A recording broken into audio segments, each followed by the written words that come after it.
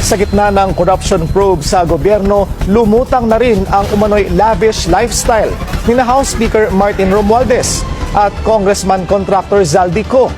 Ayon sa source ng bilyonaryo, bumili si Romualdez ng 2 Gulfstream private jets mula kay ultra-bilyonaryo Lucio Tan. Ang isa raw ay pre-owned G150 na nagkakahalaga ng up to $8 million. Ang isang G550 na posibleng umabot sa $35 million o 2.6 billion pesos. Nakapark daw ang aircraft sa hangar ni Tan at nakuha na raw nito ang atensyon ng Malacanang. Si Zaldico naman na nasa Amerika, pinupull out na umano ang kanyang sariling fleet ng luxury jets at choppers sa Pilipinas.